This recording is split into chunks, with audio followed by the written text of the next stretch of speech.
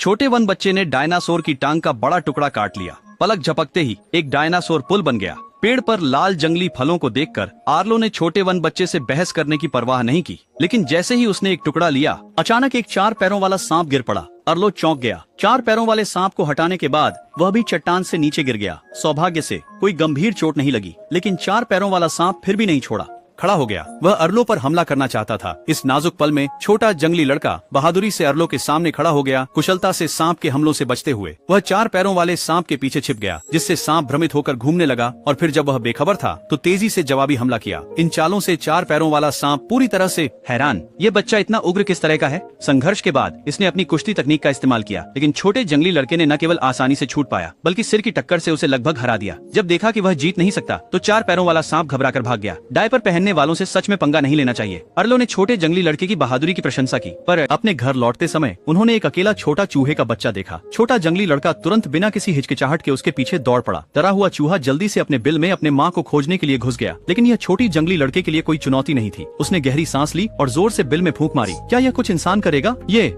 मजेदार लगता है। अर्लो भी इसे आजमाना चाहता था। उसने भी हवा फूंकी, लेकिन उसकी सांस बहुत कमजोर थी। चूहा थोड़ी देर के लिए सिर बाहर निकाला, लेकिन जल्दी ही वापस चला गया। जबकि छोटा जंगली लड़का आसानी से चूहे को बाहर फूंक सकता था, अर्लो हार मानने को तैयार नहीं था। उसने अपनी पूरी ताकत से फूंक मारी। अप्रत्याशित रूप से चूहे के परिवार की 3 पीढ़ियां बाहर निकल आईं। छोटा जंगली लड़का था, चौकन्ना हो गया। जैसे ही आर्लो गर्व महसूस कर रहा था, अनगिनत चूहे उसकी टांगों पर चढ़ने लगे। लगता है कि छोटे चूहों को भी परेशान नहीं करना चाहिए। देखते ही वह नहीं था, विश्वास में एक छोटे चूहे ने उसे जोर से काट लिया। अर्लो डर के मारे डगमगा गया और एक तालाब में गिर गया। अर्लो को पानी में जद्दोजहद करते देख छोटे जंगली लड़के ने छलांग लगा दी और उसका तैराकी कोच बन गया। छोटे जंगली लड़के के मार्गदर्शन में अर्लो ने तैरना सीखा। जब वे तालाब से बाहर आए, छोटे जंगली लड़के ने कुछ गड़बड़ देखी। अर्लो का शरीर झोंकों से ढका हुआ था। वह इतना डरा हुआ था कि लगभग उड़ ही गया। खेलने से थककर उन्होंने जमीन पर फल देखे। अर्लो ने उन्हें बड़े काटने और छोटे जंगली लड़के को शामिल होने के लिए गर्मजोशी से आमंत्रित किया। छोटे जंगली लड़के ने फलों की ओर देखा। पेड़ पर वाले अच्छे थे, जमीन पर वाले स्पष्ट रूप से सड़े हुए थे और पहले ही किण्वित हो चुके थे।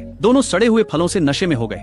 वे जल्द ही मतिभ्रम करने लगे। छोटा जंगली लड़का बड़े सिर वाली गुड़िया में बदल गया। आर्लो के न केवल 3 आंखें उग गईं, बल्कि उसका मुंह भी अजीब हो गया। अंत में उन्होंने शरीर बदल लिया और एक साथ आकाश में उड़ गए। प्रभाव खत्म होने के बाद दोनों को सिर दर्द हो गया। रात को आर्लो ने सारी जुगनुओं को घास से बाहर निकाला। उनके सामने का दृश्य बिल्कुल खूबसूरत था। छोटा जंगली लड़का जुगनुओं को पीछा करते हुए चट्टान के नीचे तक चला गया। जुगनुओं को उड़ता देख आर्लो अपने पिता के बारे में सोचने से खुद को रोक नहीं सका। उसने 5 छोटी टहनियों का उपयोग अपने परिवार के सदस्यों का प्रतिनिधित्व करने के लिए किया। फिर उसने शाखा के चारों ओर एक गोला खींचा। अपनी कहानी छोटे जंगली लड़के को सुनाई। छोटे जंगली लड़के ने तुरंत समझ लिया। उसने भी अर्लो की तरह 3 शाखाओं के चारों ओर गोला खींच दिया। पता चला कि उसका भी एक परिवार है, लेकिन जल्दी ही उसने 2 सबसे बड़ी टहनियां रख दी, फिर उन्हें रेत से ढक दिया। तभी अर्लो को एहसास हुआ उस छोटे जंगली लड़के के माता पिता अब जीवित नहीं थे। वह अकेला ही रह गया था, हर जगह भटक रहा था। अनपेक्षित रूप से उनके अनुभव इतने समान थे